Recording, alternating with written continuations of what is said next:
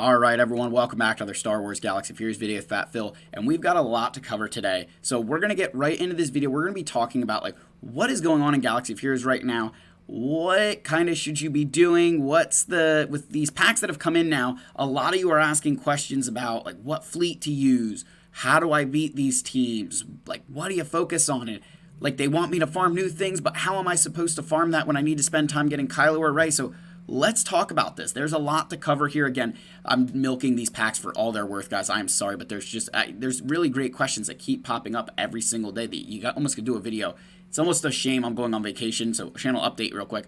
I am going on vacation coming up, so I'm going to have a relic guide that's going to be in 6 parts coming out, so stay tuned for that, guys. Hopefully you enjoy that series that releases while I'm away. But let's get in here. Thank the channel members so much for their continued support. If you are interested in joining, I've got a link down below. Otherwise, all I can ask is that you hit that thumbs up button, leave a like, leave a comment, right?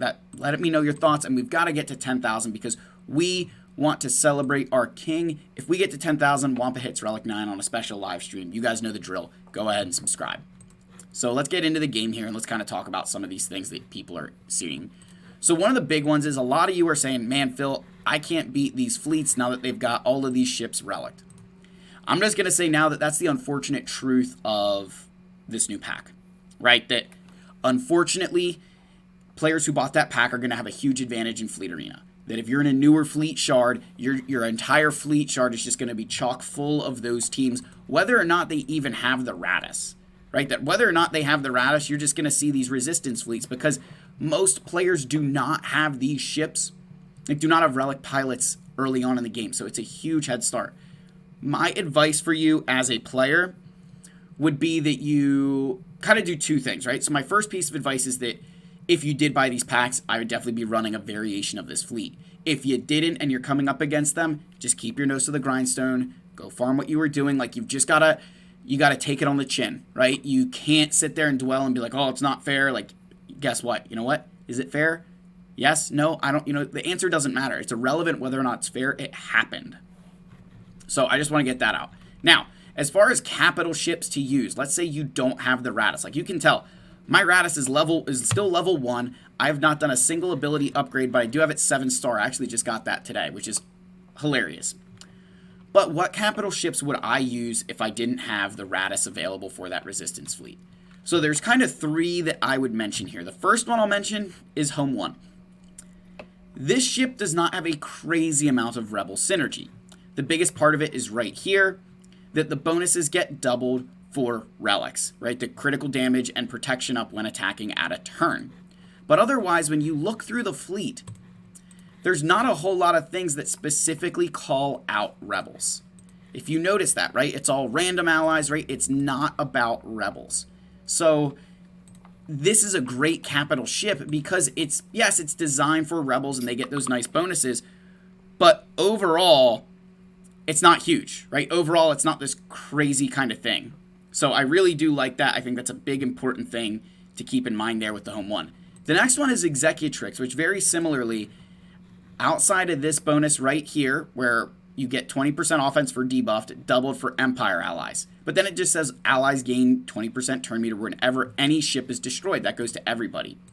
The only other aspect for Empire here is that they gain potency up and defense penetration up with this ability here. So nothing crazy in this, ship. This is another really good one.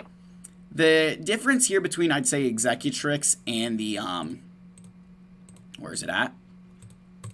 Come on.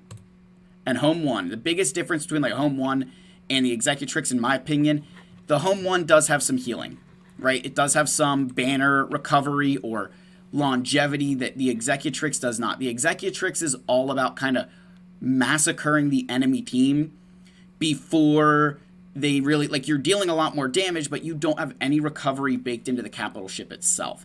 So depending on what ships you're using, that can be a big problem, that this fleet doesn't have a ton of survivability in the sense that there's no heals from the capital ship.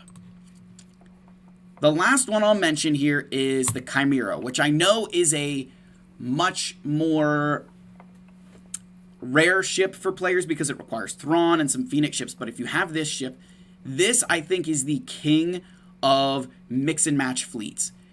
there's not not a ton of synergy just for Empire allies. I think it's right in here, right? They get an extra 40% critical damage, which is nice. But again, every capital ship had something that was doubled for their faction. But otherwise, nothing else calls out Empire specifically. It's all just about all allies.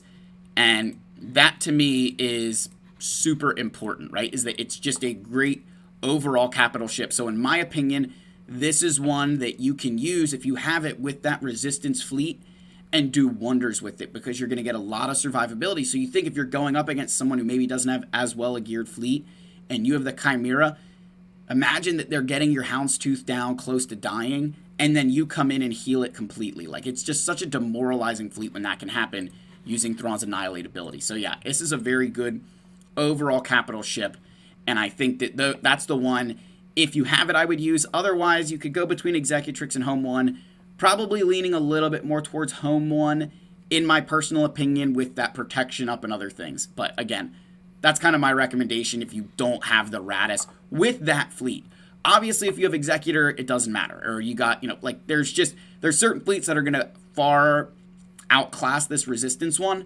But in those newer shards where those, get 2 ships, Executors aren't really around, Chimera would probably rule the roost. So the next thing I've seen a lot of you asking, which is a great question, right? So you got this, like, Resistance pack. Oops.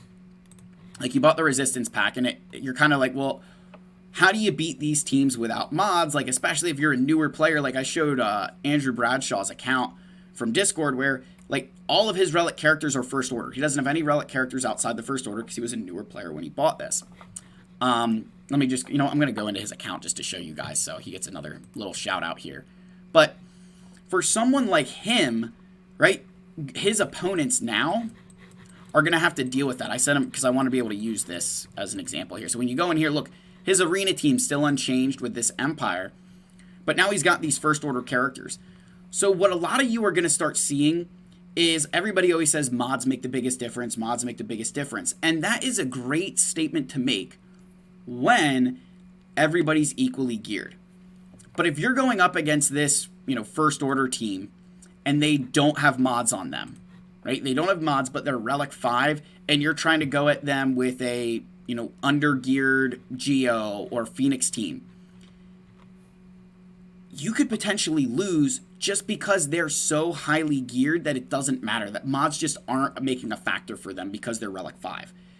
So that's why I always talk about, that mods are going to be important for them just to, make it harder for your opponents. But that big three, your big 3 energy, regular, Cantina, and Fleet energy, that's your big 3. You guys are seeing why I've always said that that's the big 3, because gear plays such a huge role.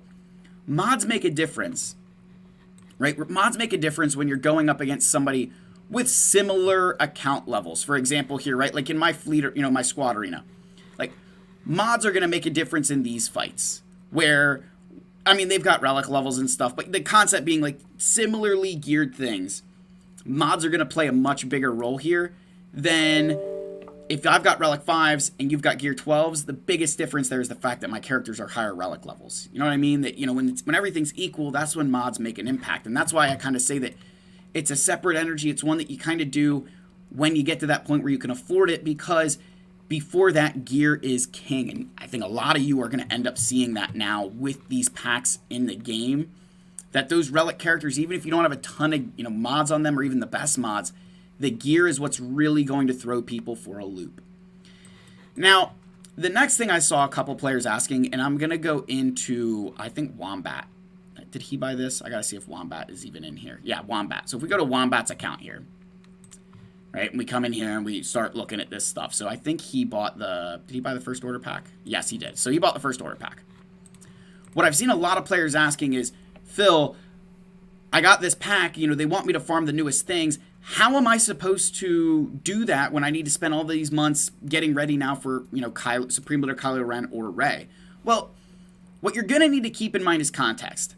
Number one, for him to get to this point naturally would take months, right? It could take months of time to get here naturally. But he got here in a manner of, 30 seconds of, putting his Google information in, right, and buying that pack. Same thing here, right? This would take him months to do otherwise. Instead, he got there in a very short period of time. What I'm going to tell you is, let's say that he was in the middle of farming for, I'm just trying to look here to see if there's anything that he was super, super close to. He's got his executor already. Say he was in the middle of, I don't know, Hut Cartel. If he was in the middle of his Jabba farm, for argument's sake here, and he's like, man, I'm close to getting Jabba, then go finish your Jabba, or go finish your executor. If you're not close to getting Supreme Leader Kylo Ren, then don't, like, especially for ships. Like, ships is the big one. If we go here, this is where I should have started. So he's not prepared to earn shards of the Finalizer. He doesn't have the ships capable of earning Finalizer shards. So my advice for him would be, slowly get there. Don't put any more relic levels on your first order. Don't try and drop everything for Kylo. Make sure that you can go get the Finalizer and then start worrying about Supreme Leader Kylo Ren once that happens. These packs were designed to give you a really good head start, but they weren't just going to give you a Relic 7 Supreme Leader Kylo Ren for $10. There's still work involved here. So I think he went Resistance route, because I think he did end up, I think he did buy the pack to get, if I go here to maybe Old Republic, that would tell me. Yeah, so he bought the pack to earn Raddus shards, which was the smart thing to do. He recognized, hey, I can go Resistance first and start earning shards for the Raddus now, so Rey is going to be the first Galactic Legend I go for. That's exactly what they want you to do with these packs. So this is a really good example here where he's making a wise decision that I'm not going to invest in Kylo because I don't have the ships necessary for it. And I think that's what a lot of you are going to have to do, is understand how close you really are to that. Because yes, you got all these characters at relics, but if you don't have the ships, it doesn't matter, right? So I think the last thing I want to leave you all with in terms of like what to do now and what to do moving forward, like I said, you're going to want to farm those newer things. But you're still so close to some of these GLs that when that time comes where, hey, I've got a 5-star Finalizer, I'm going to start investing in Supreme Leader Kylo Ren at this point because I can start that ticket grind soon. I very much think that's the case, right? I think that's a smart way to play this game. I think that's a smart thing to do. Similarly with Rey, if you bought that Raddus pack, you should be going all in on the Raddus as soon as you can to get it to 5-star so you can be ready to start that Rey journey guide. But during that time, right, you bought the shards, your characters are 7-star, that's where you're going to start farming up the rest of the things you need, whether it's going to be for Leia or your Aphra or whatever character you're going for next that's newer, right? They want you to go newer, so somebody like Jabba, farm the shards still. Just farm the shards.